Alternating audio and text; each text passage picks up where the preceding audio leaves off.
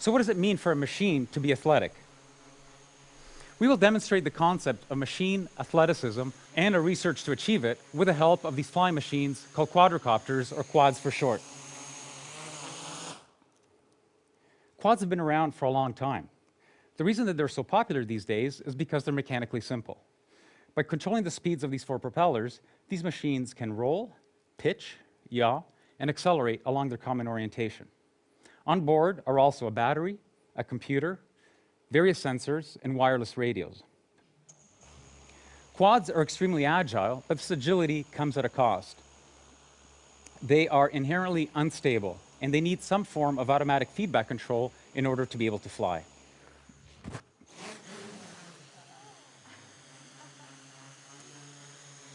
So, how did it just do that?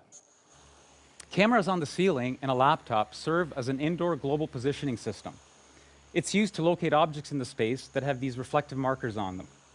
This data is then sent to another laptop that is running estimation and control algorithms, which in turn sends commands to the quad, which is also running estimation and control algorithms.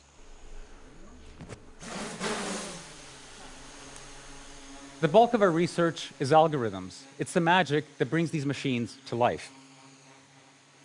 So how does one design the algorithms that create a machine athlete? We use something broadly called model-based design. We first capture the physics with a mathematical model of how the machines behave. We then use a branch of mathematics called control theory to analyze these models and also to synthesize algorithms for controlling them. For example, that's how we can make the quad hover. We first capture the dynamics with a set of differential equations. We then manipulate these equations with the help of control theory to create algorithms that stabilize the quad. Let me demonstrate the strength of this approach. Suppose that we want this quad to not only hover, but to also balance this pole. With a little bit of practice, it's pretty straightforward for a human being to do this, although we do have the advantage of having 2 feet on the ground and the use of our very versatile hands. It becomes a little bit more difficult when I only have 1 foot on the ground and when I don't use my hands. Notice how this pole has a reflective marker on top, which means that it can be located in the space.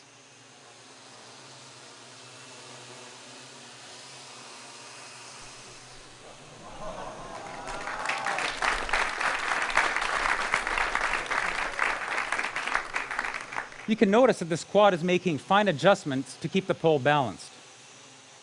How do we design the algorithms to do this?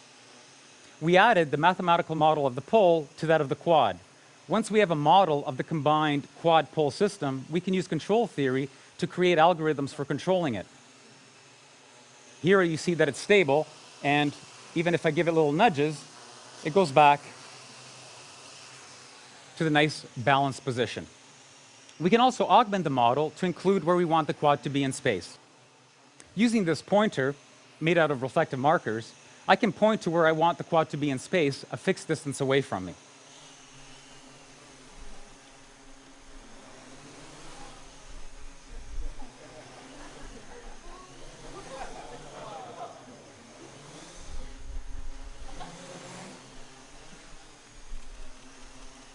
The key to these acrobatic maneuvers is algorithms, designed with the help of mathematical models and control theory. Let's tell the quad to come back here and let the pole drop, and I will next demonstrate the importance of understanding physical models and the workings of the physical world.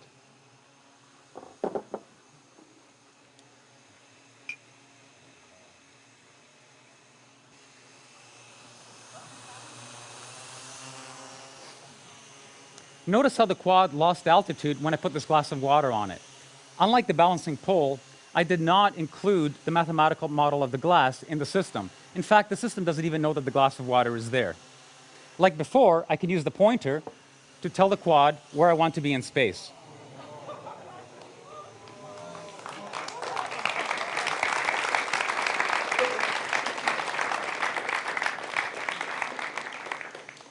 Okay, you should be asking yourself, why doesn't the water fall out of the glass? 2 facts. The first is that gravity acts on all objects in the same way. The second is that the propellers are all pointing in the same direction of the glass, pointing up.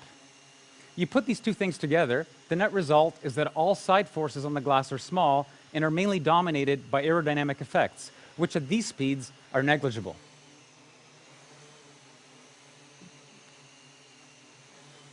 And that's why you don't need to model the glass. It naturally doesn't spill, no matter what the quad does.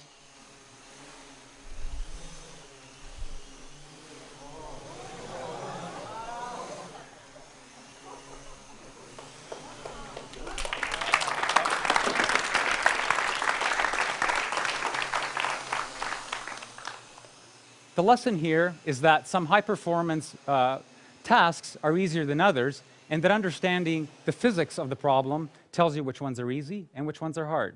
In this instance, carrying a glass of water is easy, balancing a pole is hard. We've all heard stories of athletes performing feats while physically injured. Can a machine also perform with extreme physical damage? Conventional wisdom says that you need at least 4 fixed motor propeller pairs in order to fly, because there are 4 degrees of freedom to control: roll, pitch, yaw, and acceleration.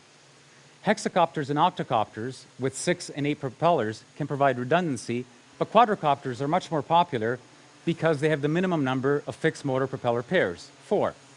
Or do they?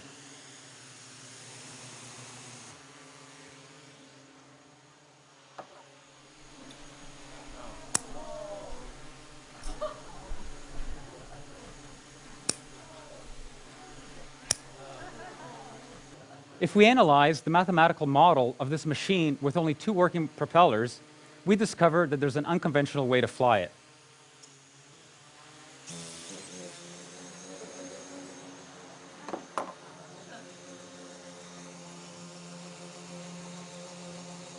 We relinquish control of yaw, but roll, pitch, and acceleration can still be controlled with algorithms that exploit this new configuration.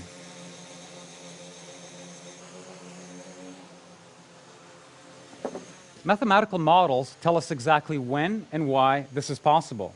In this instance, this knowledge allows us to design novel machine architectures or to design clever algorithms that gracefully handle damage, just like human athletes do, instead of building machines with redundancy. We can't help but hold our breath when we watch a diver somersaulting into the water, or when a vaulter is twisting in the air, the ground fast approaching. Will the diver be able to pull off a rip-entry?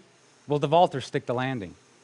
Suppose we want this quad here to perform a triple flip and finish off at the exact same spot that it started. This maneuver is going to happen so quickly that we can't use position feedback to correct the motion during execution. There simply isn't enough time. Instead, what the quad can do is perform the maneuver blindly, observe how it finishes the maneuver, and then use that information to modify its behavior so that the next flip is better. Similar to the diver and the vaulter, it is only through repeated practice that the maneuver can be learned and executed to the highest standard.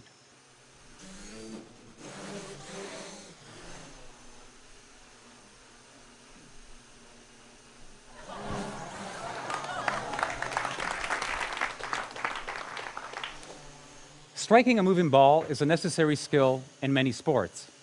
How do we make a machine do what an athlete does seemingly without effort?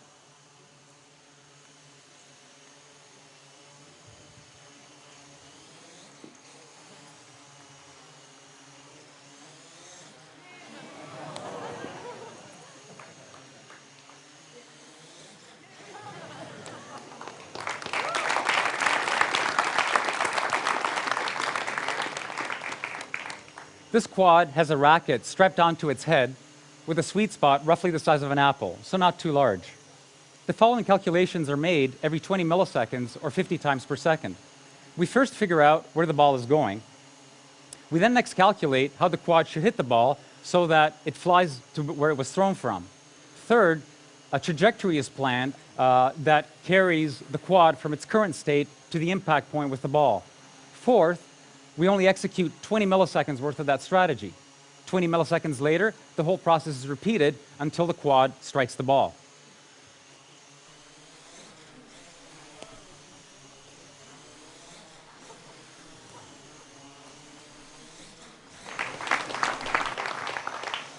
Machines can not only perform dynamic maneuvers on their own, they can do it collectively.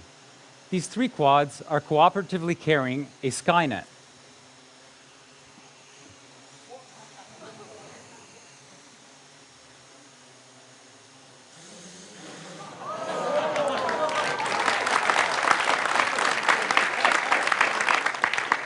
They perform an extremely dynamic and collective maneuver to launch the ball back to me. Notice that at full extension, these quads are vertical.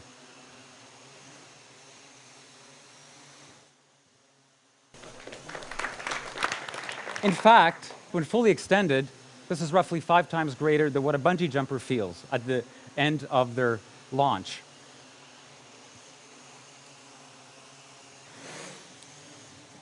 The algorithms to do this are very similar to what the single quad used to hit the ball back to me.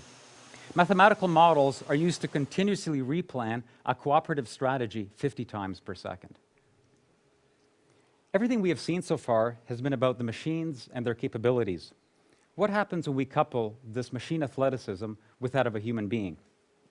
What I have in front of me is a commercial gesture sensor, mainly used in gaming. It can recognize what my various body parts are doing in real time. Similar to the pointer that I used earlier, we can use this as inputs to the system. We now have a natural way of interacting with the raw athleticism of these quads with my gestures.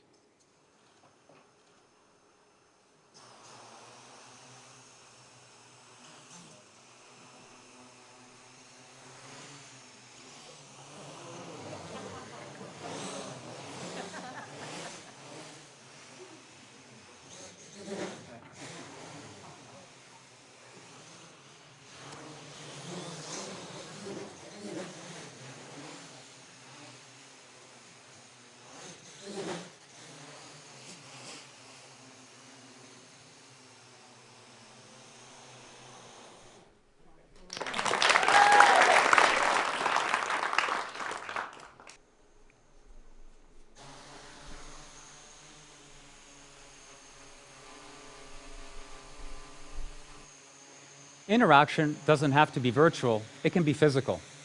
Take this quad, for example. It's trying to stay at a fixed point in space. If I try to move it out of the way, it fights me and moves back to where it wants to be. We can change this behavior, however. We can use mathematical models to estimate the force that I'm applying to the quad. Once we know this force, we can also change the laws of physics, as far as the quad is concerned, of course. Here the quad is behaving as if it were in a viscous fluid. We now have an intimate way of interacting with a machine. I will use this new capability to position this camera-carrying quad to the appropriate location for filming the remainder of this demonstration.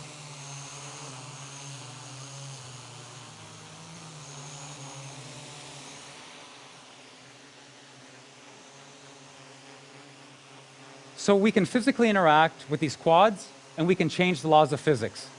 Let's have a little bit of fun with this. For what you will see next, these quads will initially behave as if they were on Pluto. As time goes on, gravity will be increased until we're all back on planet Earth. But I assure you we won't get there. Okay, here goes.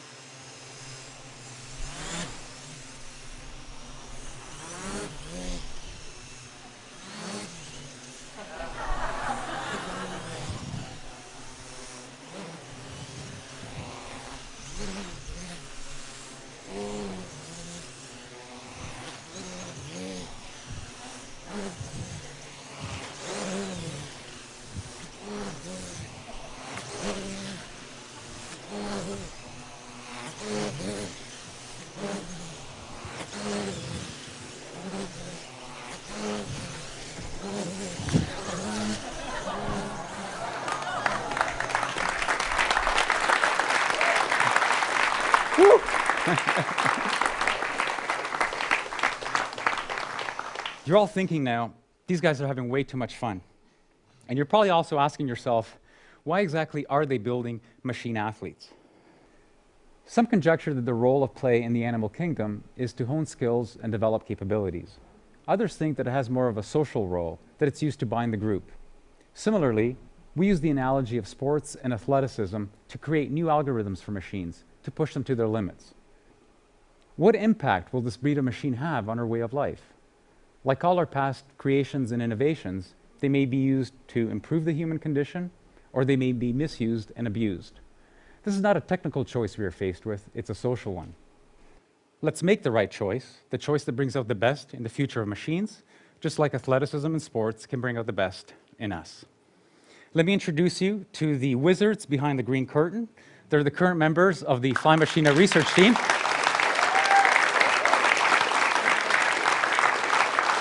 Federico Gugliaro, Dario Brescianini, Marcus Henn, Sergei Lupashin, Mark Muller, and Robin Ritz. Look out for them. They're destined for great things. Thank you.